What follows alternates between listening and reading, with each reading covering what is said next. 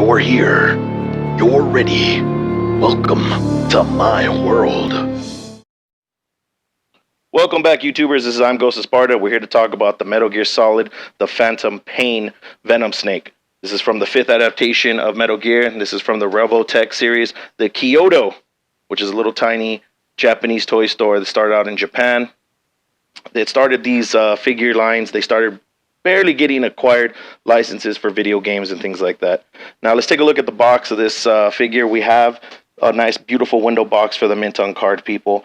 Like I said, displaying this box would be kind of difficult. You know, you'd have to get the right lighting if you wanted mint on a card. Now we have the front of the box. Let's take a look at the side. We have a brief description of the joints. Revoltech is pretty much known for their joints and, you know, how special are to get the most articulation out. There's probably a bio there of the company. Let's look at the back of the box.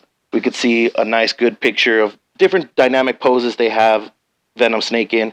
As you can see, these are all pictures of the figure. There's no CGI images or any kind of computer animated images. Here's a quick look at some of the accessories it comes with. It has a crazy load of accessories. It has the box, as you know, Solid Snake is known for, or excuse me, Venom Snake. More Japanese writing. Unfortunately, I don't know how to read Japanese. Here's the bottom of the box. Here's some warning labels of the joints and how to fix joints and what to prepare for. Some information if you have any problems to call for warranty. And then we'll look at the top of the box. So it has the Union Creative logo here, Revoltech. So let's open this bad boy up and take a look at the accessories. Alright, we're here to talk about the accessories. We're going to start off with the hands. As you can see, he has a bunch of hands. There's a lot of hands that this figure comes with. Let's start off with this one right here. This nice little fisted hand. It's actually a forearm piece, so you can interchange from red to silver. So as on the figure right now, he has a red hand. So yeah, the piece comes completely off. All you do is got to pull on where the joint is. So here's the piece right here. As you can see, it's red. There's the fist. See, so it's silver, so you can easily just swap it out. I have the fist taken off right now, because I'm trying to show you guys where the hands are. But as you can see right here, it's easy to swap. You just pull off. Well, that's one of the accessories that come off. But if you pull off right here by the joint, it pops right off. So you can take that off right there. Plug it back in. There's a hole right there. I don't know if you could see it. I don't know if the lighting's helping, but there's a hole right there. You just plug it back in. Don't worry, there's going to be some pictures after the video you can see of the figure. So then you just pop it back in, boom, he has the silver hand. So let's look at the rest of the accessories. You get two fisted hands, one for the robotic hand and one for his actual human hand. So you get two fisted hands right here. Let's take a look at these. There's one, there's two. Now the detail on this figure is extremely, extremely good. I mean, you can see all the little joints, you can see all the little, paint apps is also great. You can see all the lines, everything is great on this thing. Look at that. I mean, they really took their time on this. It's unbelievable. Okay, as for the fisted hand right here, you can see that right there. Next pair of hands he has, let's go with just a normal hand. He has a, looks like a trigger hand. I'm guessing the gapping on this one is a lot different from the other one. So you have a trigger hand here. And then you have another trigger hand here. But I guess you could probably hold his knife in there because he does come with his signature knife. There's that one there. And then you have a gesture hand, slightly open palm, right there.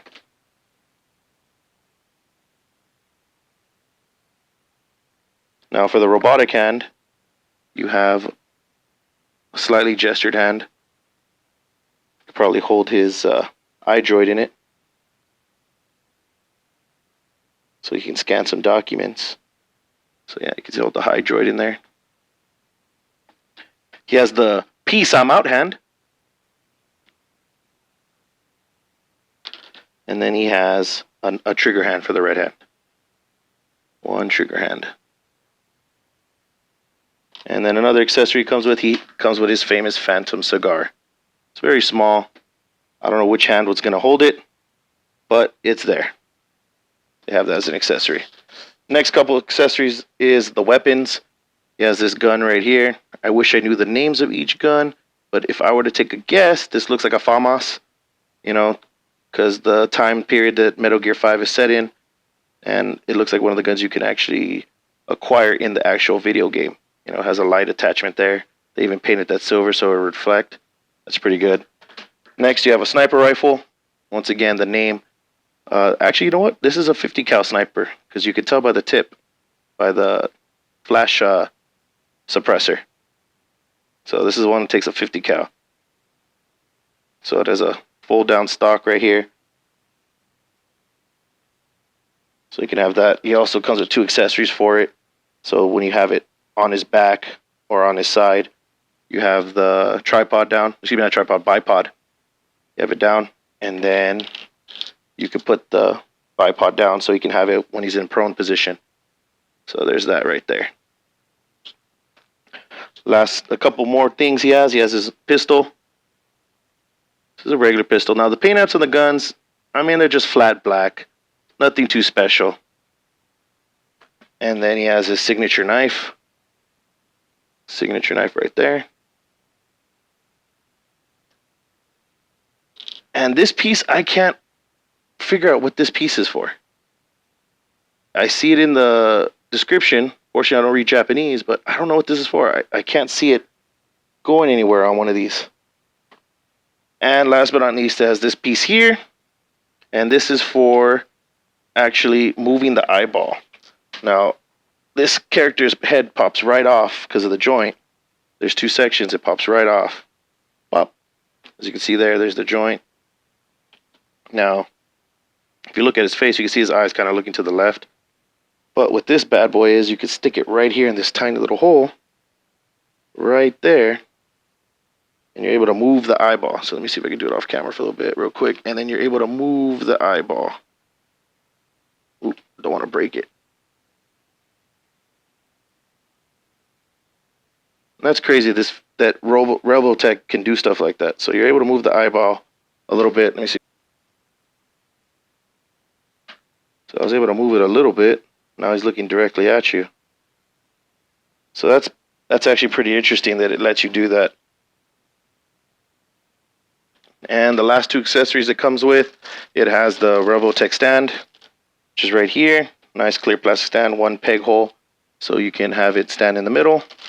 And it has its acrylic arm right here, 3 points, articulation, the grip, and then it has an effect piece, like if he's running and he's sliding, and you can put that at the bottom of his foot. And another accessory, the box. Now, unfortunately, I wasn't going to bend this box. I'm going to keep it flat, but I'm pretty sure I'm going to have to glue it, and I really don't want to mess this up. But it comes with the box. You have to cut it out. It's perforated, and you can pretty much fold it up and have your very own official cardboard box scaled to your figure. All right, with that being said, all right, we're back. We're going to look at articulation, height, and paint apps. So let's get the ruler right here. So we're looking at about 6.5 inches to the top of his head and about 17.5 centimeters to the top of his head. Now real quick for the accessories, like I said, for the arms, you just quick pop, boom, you got the peg, swap it out, pop in the other one. Simple as that. Now a lot of the accessories that he comes with hold very well in his hand. Once again, I said stay for the pictures because a special guest showed up for him. So as you can see, they stay very well in his hand, very well. Now another thing I wanted to add is I found out what that piece was for that I couldn't figure out in the beginning of the video. As you can see here, you can see that there's a canteen and the weapon is held onto it. That's what that piece is for. It holds onto the weapon. You push out a little plug that's right here, and this holds the weapon so that way it looks like he's holstering it just like in the video game, which is great attention to detail. Great attention to detail. I couldn't believe that they thought about something like that. So let's look at the articulation of the figure. Here he is again. So the head is on a double ball peg. He can move his head down all the way. This is how far he can move up. So you can get some good range of motion. Another way of looking down. He can hit it to the side, swivel to the side, turn to the left, turn to the right. Now his hair actually has articulation. his little man bun over here, man ponytail. It has articulation, so you can see it swivels. Goes up and down a little bit. So we got that. His arm. Now these joints for Revoltech are really interesting. They're a bunch of ball hinge joints. Like right here that's double. And it hides the joints pretty well, you know, when you're moving them around. So, but the arm fully rotates. Goes about that far up. If you swoop it around, it goes this far up. But it fully rotates. You can bring it close to the chest. There is no bicep swivel. There is a one hinged elbow, but because it's a double ball peg, single ball peg, you can still get 90 degrees. So you get great range of motion. This is where you're going to get most of your swivel from, is from the ball peg. Is right here. Now the wrist articulation, you get full range of motion. Same thing, ball peg, up and down, left and right. All depends on how you're moving around. Now let's look at the diaphragm joint. You can get a good ab crunch. He goes this far back, this far down. See how far back he goes. Ooh, pops right off. So you can take a look at the joint right here. Just pops in right there. So he goes this far back. So unfortunately you can't do the matrix. And we have a waist swivel. So you can get some good dynamic range of motion. Good waist swivel. For the leg, moves forward this much, moves back this much, swings out that much. We got ratchet knees. You can hear that, ratchet. You can get more than 90 right there. This is where you're going to get most of your swivel. It's right here in the knee. And we have an ankle joint. It's ratcheted as well. Ankle pivot, which is a lot of collectors for getting figures and poses are looking for. So there you go. Now you know it has ankle pivot, and it has a toe hinge, which is really good because it did come in handy a lot.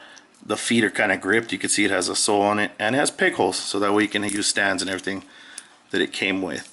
Now, as for the pain abs, if I were to look at this and the model for Venom Snake in the game, it's pretty good from the neck down. The face, I'm not too happy with it. It looks like he has the bump right there. I don't even know what that is.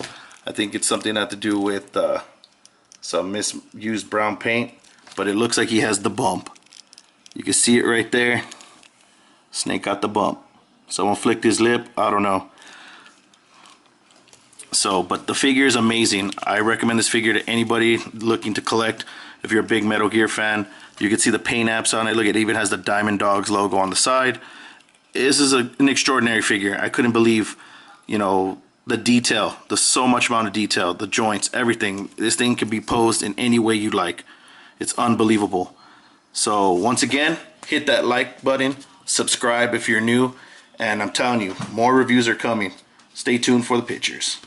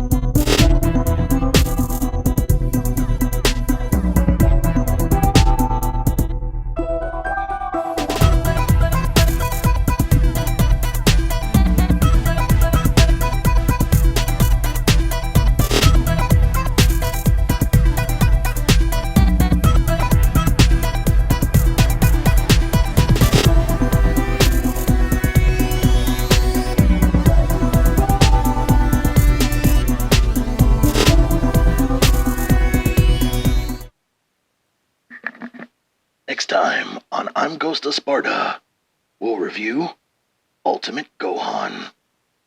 Stay tuned.